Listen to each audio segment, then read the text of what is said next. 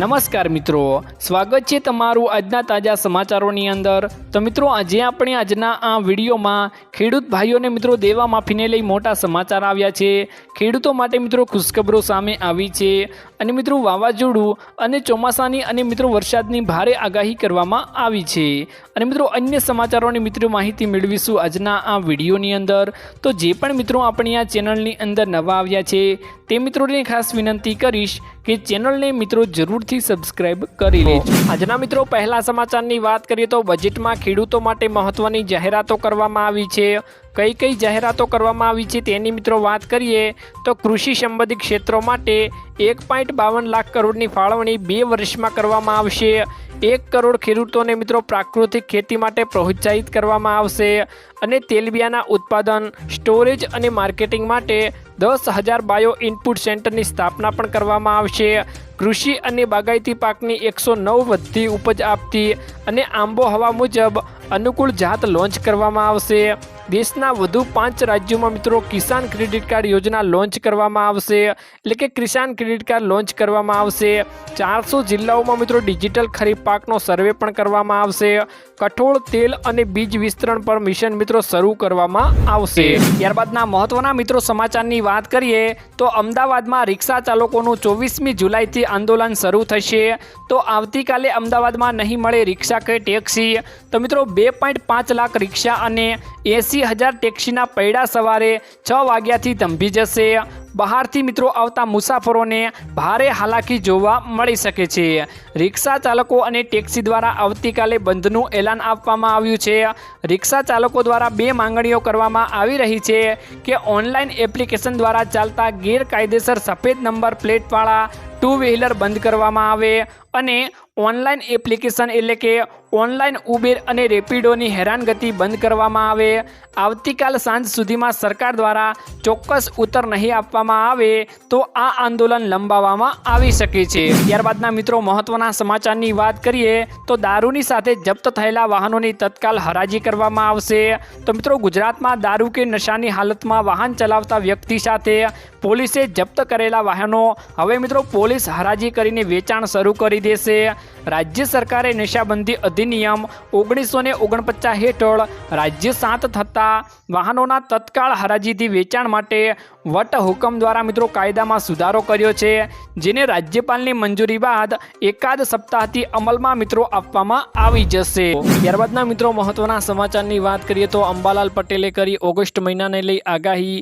તો મિત્રો હવામાન નિષ્ણાત અંબાલાલ પટેલે ગુજરાતના વરસાદને લઈને મોટી આગાહીઓ કરી છે, જેમાં મિત્રો તેમણે આગાહી કરતાં જણાવ્યું હતું કે કચ્છના અખાત, મધ્યપ્રદેશ અને રાજસ્થાન તરફથી સિસ્ટમની અસરો દેખાઈ શકે છે। હજુ મિત્રો 3 સિસ્ટમ ઉત્તર ગુજરાતને વરસાદ લાવી શકે છે। જ્યારે મિત્રો અંબાલાલ પટેલે વધુમાં જણાવ્યું કે હાલમાં બંગાળના ઉપસાગરમાં થોડેક અંશે સિસ્ટમ બની રહી છે, જેના કારણે મિત્રો આગામી 26 અને 30 જુલાઈ સિસ્ટમ સક્રિય થશે અને ઉત્તર ગુજરાતમાં 3 સિસ્ટમ તરફથી અસર સર્જાતા મિત્રો વરસાદ ખાબકશે। 26 જુલાઈથી ઉત્તર ગુજરાતમાં મિત્રો વરસાદનું જોર વધી શકે છે। છેલ્લા મિત્રો કેટલાક દિવસોમાં મેઘો ગુજરાત ઉપર મહેરબાન છે, ત્યારે ખેડૂત ભાઈઓને વરાપની રાહ જોઈ રહ્યા છે। ત્યારે ગુજરાતમાં અવારનવાર દિવસોમાં લાંબી વરાપની હાલમાં કોઈ શક્યતાઓ નથી જણાતી। જે દિવસે મિત્રો વરસાદ ન પડે તે દિવસે ખેતીના કામો પતાવી દેવા હવામાન વિભાગ દ્વારા મિત્રો આગામી 5 દિવસ સાર્વત્રિક વરસાદની આગાહીઓ પણ કરવામાં આવી છે। જ્યારે મિત્રો પરેશભાઈએ જણાવ્યું હતું કે નવરાત્રી દરમિયાન મેઘો આવશે, ખેલૈયાઓ માટે ચિંતા વ્યક્ત કરી હતી।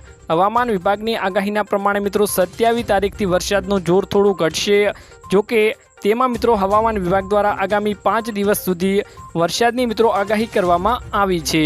જ્યારે મિત્રો અંબાલાલ પટેલ દ્વારા સૌરાષ્ટ્ર અને દક્ષિણ ગુજરાતના જૂનાગઢ, અમરેલી, બોટાદ, સાવરકુંડલાના ભાગમાં મિત્રો વરસાદ પડવાની આગાહીઓ કરી છે। સાથે જ મિત્રો સુરત અને વડોદરા અને ભરૂચમાં પણ આગાહીઓ કરવામાં આવી છે મિત્રો। ત્યારબાદના મિત્રો મહત્વના સમાચારની વાત કરીએ તો BSNLના ગ્રાહકો માટે આવ્યા સારા સમાચાર। તો જીઓ અને એરટેલના રિચાર્જ દરમાં વધારો કરતા ઘણા ગ્રાહકો BSNL તરફ ખેંચાયા છે મિત્રો, પરંતુ તેમાં 4G ન હોવાના કારણે તેમાં નિરાશા જોવા મળી છે। આવા લોકો માટે BSNLના સારા સમાચાર લાવ્યા છીએ। ખાસ કે મિત્રો 4G અહેવાલો આવતા મહિને શરૂ થશે। એક સપ્તાહ દેશમાં વિવિધ ભાગોમાં મિત્રો 1000 ટાવર ઊભા કરવામાં આવશે। જ્યારે મિત્રો BSNLનો લક્ષ્યાંક 4G અને 5G માટે કુલ 1.12 લાખ ટાવર ઊભા કરવાનો છે અને અત્યાર સુધીમાં મિત્રો 12000 ટાવર ઊભા કરવામાં પણ આવી ગયા છે। ત્યારબાદના મિત્રો મહત્વના સમાચારની વાત કરીએ તો હવે ડ્રાઈવર વગરની ગાડી ભારતમાં ચાલશે। મિત્રો વડાપ્રધાન નરેન્દ્ર મોદી ડ્રાઈવરલેસ કાર બનાવતા ટેસ્લાના માલિક ઇલોન મસ્કને ભારતમાં આવવા માટે મિત્રો આમંત્રણ આપી રહ્યા છે।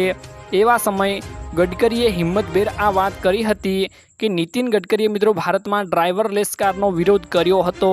તેમણે મિત્રો એક કાર્યક્રમમાં કહ્યું હતું કે હું ભારતમાં ડ્રાઈવર વિનાની કારને ક્યારેય મંજૂરી નહીં આપું તેવું નીતિન ગડકરીએ મિત્રો જણાવ્યું હતું। કારણ કે એવા ઘણા ડ્રાઈવરોની નોકરી છીનવી લેશે અને હું એ કદી થવા નહીં દઉં। ભારતમાં આશરે મિત્રો 80 લાખ ડ્રાઈવરો છે અને ડ્રાઈવરલેસ કાર આવે છે તો તે બધા બેકાર થવાની શક્યતાઓમાં રહે છે। મિત્રો હવે જોવાનું એ રહ્યું છે કે ઇલોન મસ્ક ટેસ્લાના ગાડી લાવે છે તે મિત્રો ડ્રાઈવર વગર ચાલે છે અને હવે આપણે મિત્રો જોવાનું એ રહ્યું છે કે તે ભારતમાં આવે છે કે નહીં। અને મિત્રો આપણા રોડ અને રસ્તાના મંત્રી એવા નીતિન ગડકરીએ તેનો ખુલ્લેઆમ વિરોધ કર્યો હતો। ત્યારબાદના મિત્રો મહત્વના સમાચારની વાત કરીએ તો વરસાદે તબાહી બોલાવી, તળાવ ફાટ્યા। મિત્રો છેલ્લા 24 કલાકમાં ગુજરાતના 236 તાલુકામાં વરસાદ થયો છે, જેમાં મિત્રો સૌથી વધુ વરસાદ આણંદ જિલ્લાના બોરસદમાં 14 ઇંચ વરસાદ મિત્રો નોંધાયો છે। જ્યારે મિત્રો વડોદરાની વાત કરીએ તો 9 ઇંચ વરસાદ નોંધાયો છે, જેને પગલે નીચાણવાળા વિસ્તારોમાં પાણી પણ ભરાયા હતા। વિશ્વામિત્રી નદીએ મિત્રો ભયજનક સપાટી વટાવી દીધી છે। મલાઈ તળાવ ફાટતા મિત્રો 40 ઝૂંપડા પાણીમાં ગરકાવ થઈ ગયા છે। તંત્ર દ્વારા મિત્રો અહીંના નીચાણવાળા વિસ્તારોમાં તાત્કાલિક ખાલી કરવા માટે સૂચના પણ મિત્રો આપવામાં આવી ગઈ છે। આજે મિત્રો વડોદરા શહેરમાં શાળાઓ અને કોલેજોમાં રજા જાહેર પણ કરવામાં આવી ગઈ છે। ત્યારબાદના મિત્રો મહત્વના સમાચારની વાત કરીએ તો હવે મળશે 20 લાખ રૂપિયા સુધીની સહાય। તો મિત્રો દેશમાં ચાલી રહેલી વિવિધ યોજનાઓ દ્વારા ગરીબ અને મધ્યમ વર્ગના લાભ આપવામાં આવશે। આ માટે મિત્રો ભારત સરકારે ઘણી યોજનાઓ પણ ચલાવવામાં આવે છે, જેમનાથી મિત્રો એક પ્રધાનમંત્રી મુદ્રા યોજના છે, જેની મિત્રો વાત કરીએ તો આ યોજના વિશે આજે આપણે 23 જુલાઈ 2024ના રોજ નાણાં પ્રધાન નિર્મલા સીતારમણે સંસદના બજેટમાં રજૂ કરતી વખતે મિત્રો મુદ્રા લોનને લઈ મોટી જાહેરાત કરી હતી। જેની વાત કરીએ તો આ લોનની લિમિટને વધારી દેવામાં પણ આવી છે। જાણો આ લોન માટે શું છે અપડેટ અને નવી જાહેરાતો કોને તેનો લાભ મળશે। વાસ્તવમાં મિત્રો નાણામંત્રી નિર્મલા સીતારમણે સંસદના બજેટ રજૂ કરતી વખતે જાહેરાત કરી હતી કે હવે મુદ્રા લોન 20 લાખ રૂપિયા સુધી મળશે, જ્યારે પહેલાં આ લોન મિત્રો મર્યાદા 10 લાખ રૂપિયા સુધીની હતી। આવી સ્થિતિમાં મિત્રો મુદ્રા લોન લેનારા લોકોને આ જાહેરાતનો સીધો ફાયદો મળી શકે છે તેવી મિત્રો મોટી જાહેરાત કરવામાં આવી ગઈ છે। ત્યારબાદના મિત્રો મહત્વના સમાચારની વાત કરીએ તો સરકારે કરી જાહેરાત કે હવે મિત્રો ફ્રીમાં ઇન્ટરનેટ મળશે। દેશમાં મિત્રો મૂળભૂત સુવિધાઓ સાથે મિત્રો ઇન્ટરનેટ જોડવા જઈ રહેલા ફ્રી ઇન્ટરનેટ બિલ પસાર કરવાને લઈને વિચારણાઓ મિત્રો સરકારે મંજૂરી આપી દીધી છે। આ બિલમાં મિત્રો દેશના 50 અને ગરીબ વર્ગના લોકોને મફત ઇન્ટરનેટ આપવાની યોજના બનાવવામાં આવી છે।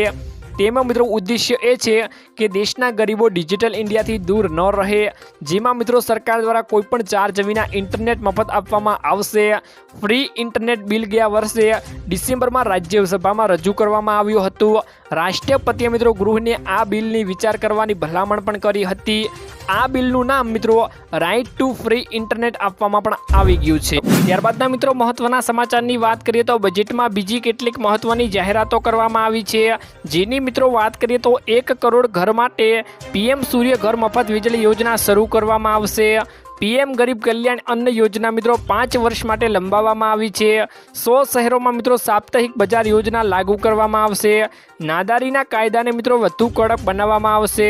પ્રધાનમંત્રી ગ્રામ સડક યોજનાનો 4થો તબક્કો શરૂ થશે, જ્યારે મિત્રો પ્રધાનમંત્રી સડક યોજનાને લઈ 25,000 ગામડાઓને મિત્રો જોડવામાં આવશે તેવી મિત્રો મોટી જાહેરાતો કરવામાં આવી છે।